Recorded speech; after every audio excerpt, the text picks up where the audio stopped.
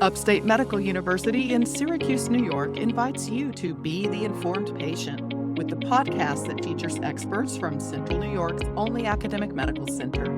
I'm your host, Amber Smith. It's rare, but some daily longtime users of marijuana develop a condition that leads to repeated and severe bouts of vomiting. Here to tell us more about this condition is Dr. Christine Stork. She's a doctor of pharmacy and a clinical professor of emergency medicine at Upstate, and she's part of the Upstate New York Poison Center. Welcome back to the Informed Patient, Dr. Stork. Thank you so much. Happy to be here. What can you tell us about cannabinoid hyperemesis syndrome? The cyclic vomiting that we see in patients presenting to emergency care after having this syndrome report a history of daily high-level use of cannabis for months and years prior to having this syndrome. And it's really very interesting in that it could be many other things. People present to emergency care for cyclic vomiting, and there's a variety of medical causes that could be and need to be evaluated in these syndromes. But the difference is many of these patients describe relief with heat, and most of that heat is surrounding the use of hot showers. So they'll say they'll get in a hot shower, they'll feel better, and then they'll remove themselves from the shower and the symptoms will come back. Does this affect old and young, male and female?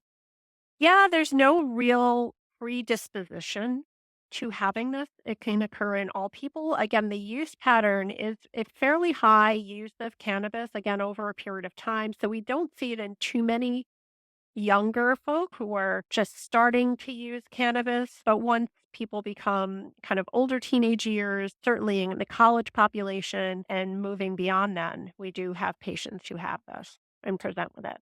Do you see it in people who smoke cannabis, or what about ingesting edibles? Is that a risk also? It's pretty interesting that it's not seen as much with edible marijuana products. And it's really unclear as to why that is, but some hypothesis has to do with dose. So when smoking a cannabis product, the blood level, so the amount of cannabis that's in your body is high almost immediately. And then if you're continually using the product throughout the day, again, you're maintaining this high level of cannabis. When you ingest an edible cannabis product, the level kind of creeps up over a period of time and then it goes down over a period of time. And we don't have a lot of people who are continually using edible marijuana type products throughout the day. Well, how soon after becoming a daily user might this develop? You said months to years. Could it be as soon as a couple months? Not usually, but again, if someone escalates their use and has a very high level of use daily, it could be within months. It's usually within years, and it's usually somebody who's built up their use over time. And pharmacologically, it's not exactly known how this results in vomiting because we all know that cannabis products are used as antiemetics or anti-vomiting agents. So the current thought process is that when you use cannabis, it interacts with cannabinoid receptors. They have their own receptors, and those receptors modulate other activities throughout the body. So the normal things like in your brain, your chemoreceptor trigger zone is central causes of vomiting. And when interacted are causing enhanced activity or decreased activity there, you'll have anti-vomiting effect. But I wonder if it really has to do with a little bit of drug withdrawal because you're using this high level product over long periods of time, that intermittent flux or the change that this high level use has on your other neurosystem then results in a perceived lack of some neurotransmitters that would result in this cyclic vomiting. So it really requires that high level use over a prolonged period of time. So is the cyclic vomiting the first symptom? Do you wake up one day and this begins, or are there other symptoms that would clue someone in that this is about to start? I think most of the time people have gastrointestinal effects that start first. So they may have some nausea or they may have some other kind of gastritis type effects, like feeling not well in their upper gastrointestinal system over time. And then that will then evolve with continued use into having vomiting and then vomiting that's difficult to manage over time. So it doesn't all kind of flip a switch and you're starting to vomit. So you mentioned that a hot shower often makes these people feel better. So that would stop the vomiting at least temporarily, or does that have a lasting power? It's mostly a temporary effect. So you feel better while that heat is interacting with what we think is a substance. They call it substance P within our neurosensory system. Again, it's fairly complicated, but there's another receptor, there's TRCP, that we think is influenced by that cannabinoid effect or long term cannabinoid effect. And that's also the reason why topical substances that modulate substance P, which is also influenced with pain, not just vomiting, they sometimes are effective for this cyclic vomiting. So the known drug that's out there that people will use occasionally is capsaicin, which is usually for more pain phenomenon, but there are cases and case series where it has been effective for cyclic vomiting. Have you ever seen this in weekend users of marijuana? So maybe they don't use for 5 days, but then they use heavily on the weekends, or does it have to be daily? It really has to be daily, chronic, high level use to result in this. Unfortunately, they're the same people that have some degree of at least psychological dependence on these medications. So it's very difficult for them to go without using these cannabis products. So again, it's not usually a weekend user. So they're usually recreationally using the product, not dependent in any fashion. It's just part of their social activity, so it usually does not occur in those patients.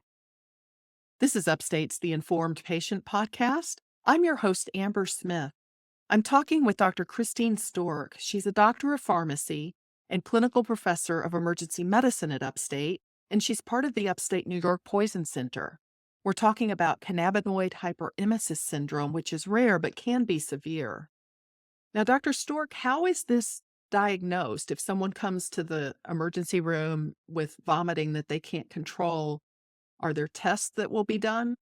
Diagnosis includes all the other potential medical causes that are disposition wise more important, could require things like surgery or more aggressive medications, but are not cannabinoid hyperemesis. There's something else.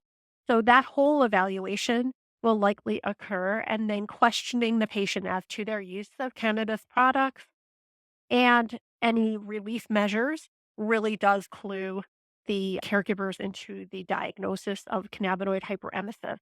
Once that has been established or is on the kind of higher level of the differential as to what is causing the symptoms, then the clinician can use things that, as I talked about, like capsaicin, but more often we'll use things that inhibit dopamine receptor activity. So we know that it's also affiliated with dopamine 2 and dopamine 3 receptors. So giving drugs like what we classically would call antiemetics or antipsychotics that have that activity is very useful in helping these patients in turning off that cyclic vomiting episode. So it's a mix. There's no blood test for it and there's no diagnostic screen for it, unfortunately.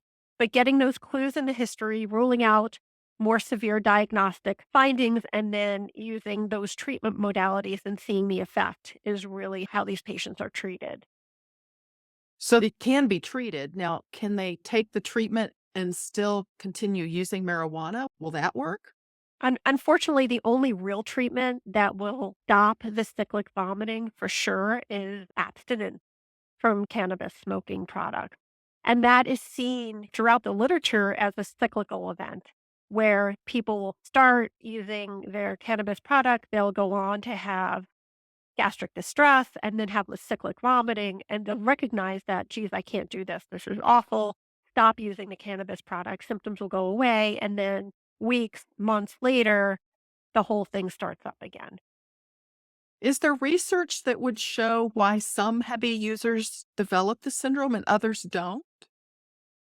There really is not much out there to help define that patient population, but I really think it has to do with the individual, their receptors, and how their receptors respond to having that high level of cannabinoid receptor activity occurring after use. So there is likely a genetic predisposition to some of this, but none of that's known. It's all conjecture at this point.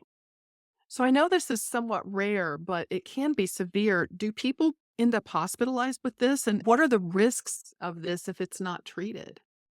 Usually, no. Usually, patients do not need to be hospitalized because the clinicians at this point are pretty clued in terms of figuring out the person has the cannabinoid hyperemesis and then treatment.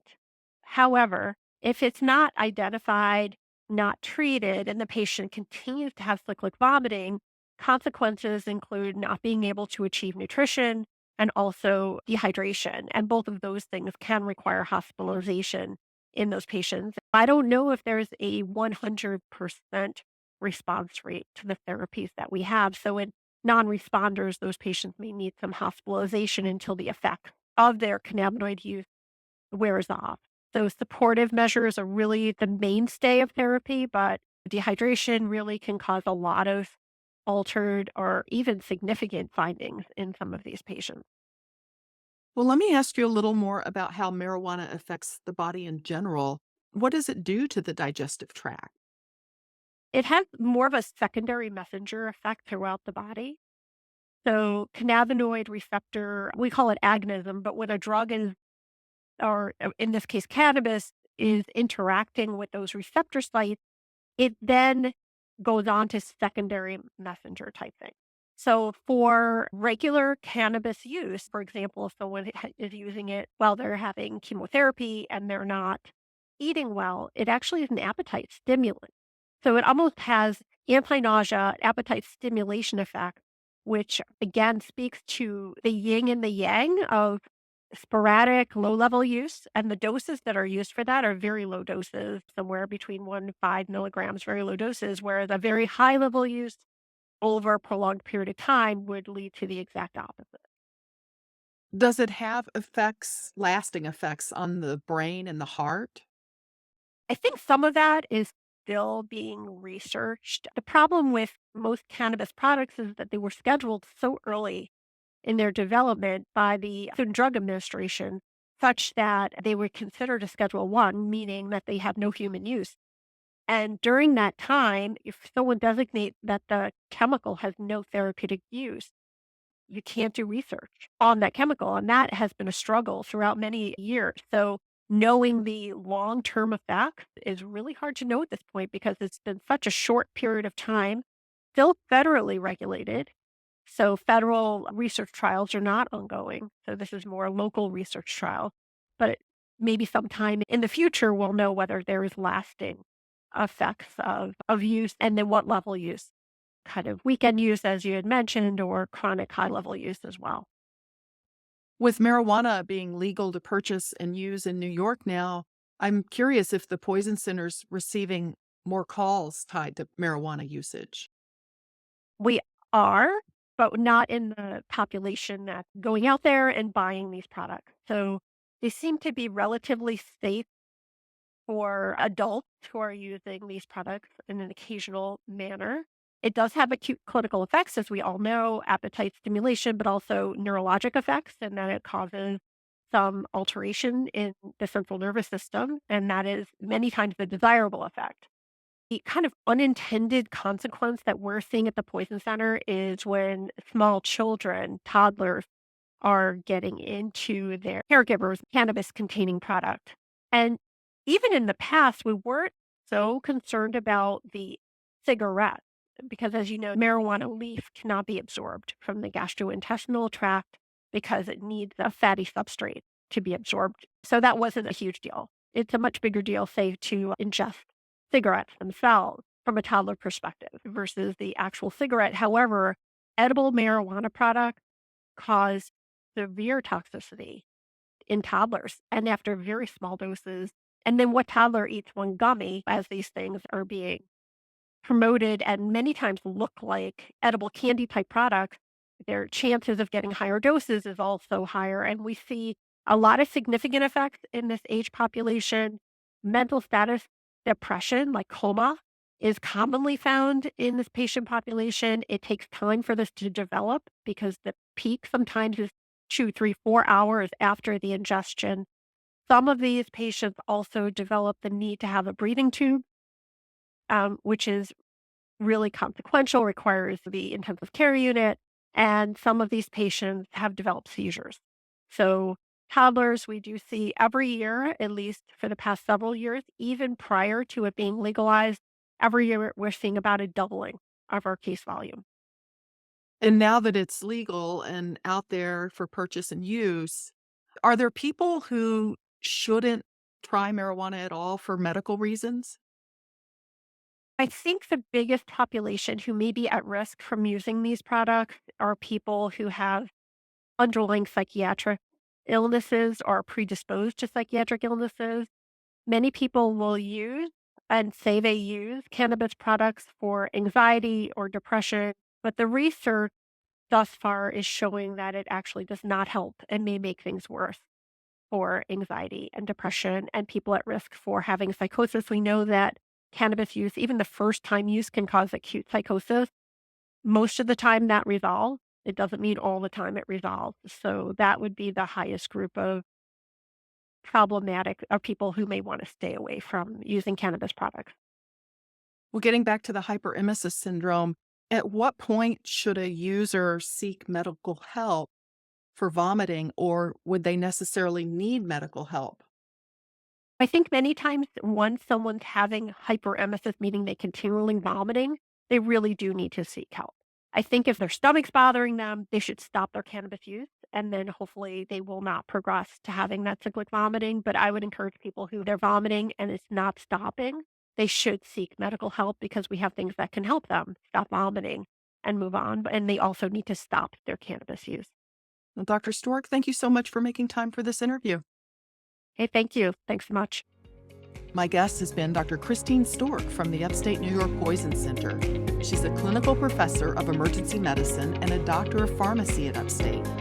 The Informed Patient is a podcast covering health, science, and medicine, brought to you by Upstate Medical University in Syracuse, New York, and produced by Jim Howe. Find our archive of previous episodes at upstate.edu/informed. This is your host, Amber Smith, thanking you for listening.